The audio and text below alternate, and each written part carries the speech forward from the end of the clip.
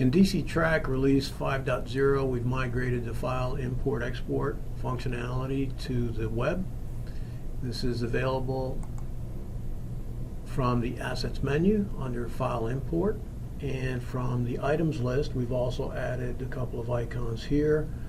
Under Export, we have the previously available Export Items list. You can filter the list and export the contents of the list.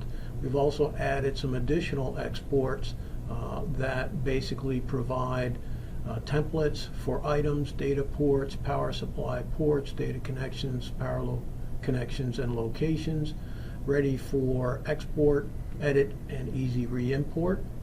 In addition to that, we provide a sample template that's accessible from the system itself. You don't have to go to the website to access it. So let's take a look at that first. So here's the export sample template. Let's open it up, take a look at it.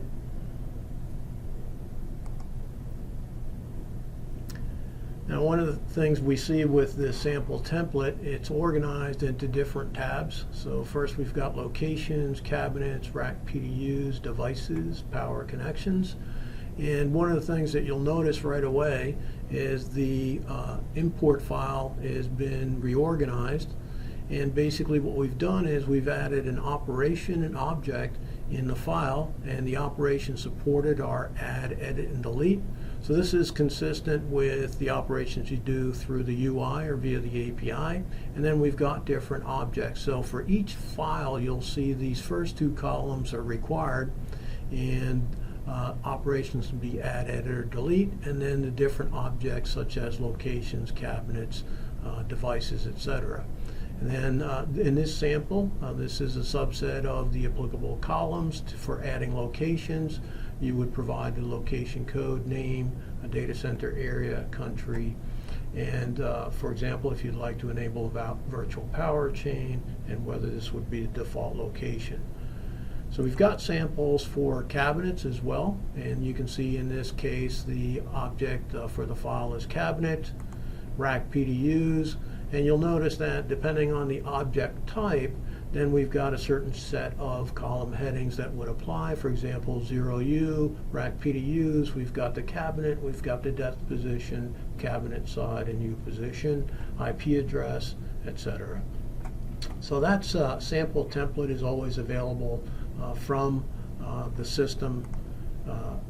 However, as I mentioned, you can easily sort the items list using our advanced search and filter capabilities. So if you'd like to narrow down to a particular site, and then if you wanted to export cabinets, or for example, if you were filtering by cabinet name,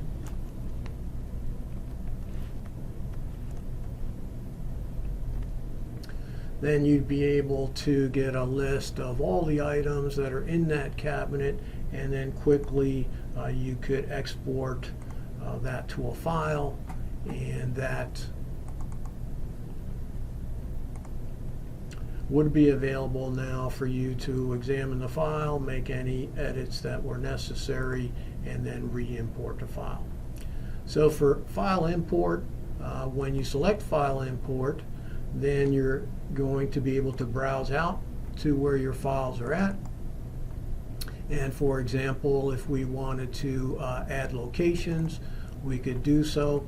The file import process actually is broken down into two phases. The first phase is a file validation phase, where we're going to take a look at and check to make sure it's a valid file. Does it have the operation and object columns as we expect? Is it properly formatted, etc.?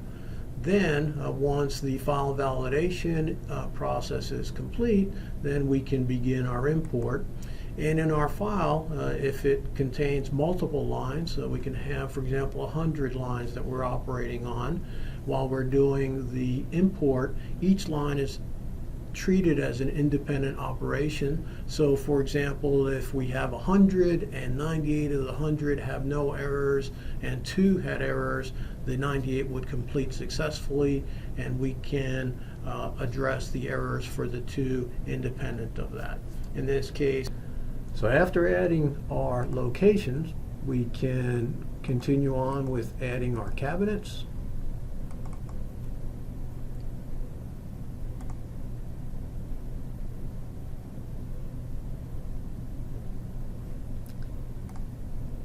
Then our devices.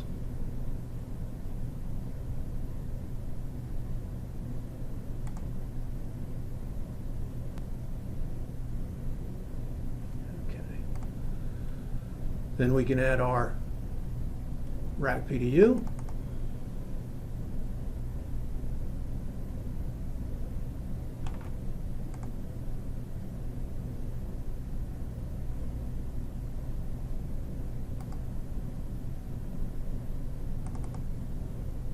Data connections.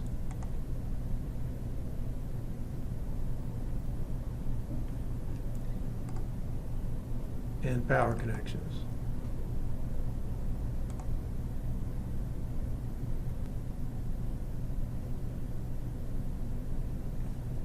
Okay, so now we can go in and check our additions. Here's our new site, filter by that new site.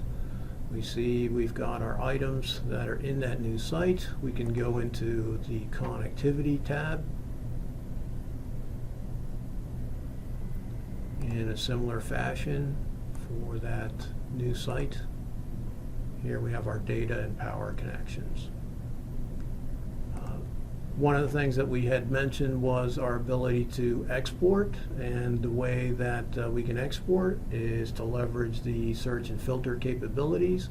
So again, on that example, let's say we wanted to export everything in cabinet 1A.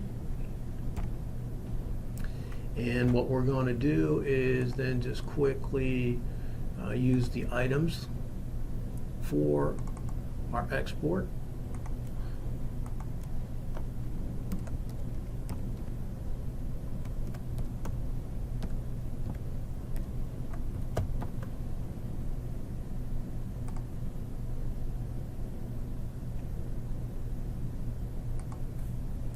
And now what we'll do is we'll do a quick edit on those items. And basically what we're going to do is we're going to say that, well, the customer for this cabinet and everything in this cabinet, this is an HR customer. So let's provide them the designation.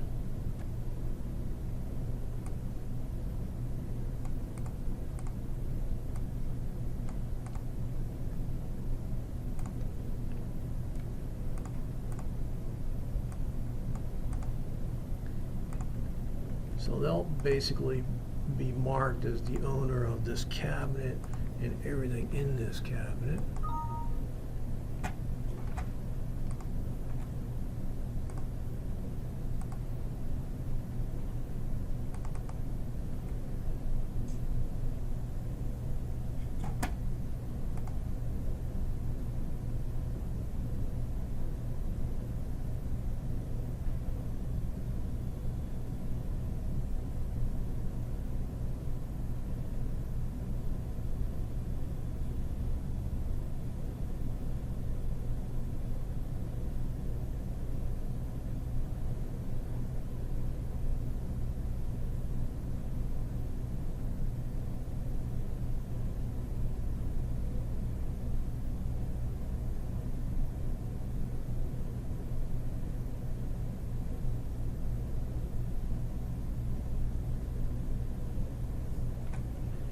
Okay, so now if we go over and we want to view the customer, and we just simply refresh our list, and now we see that all the cabinet and all the items in that cabinet have been assigned to this particular customer. So that's an example of how you can quickly sort the items list, take advantage of one of the available export templates, export, edit, and then re-import.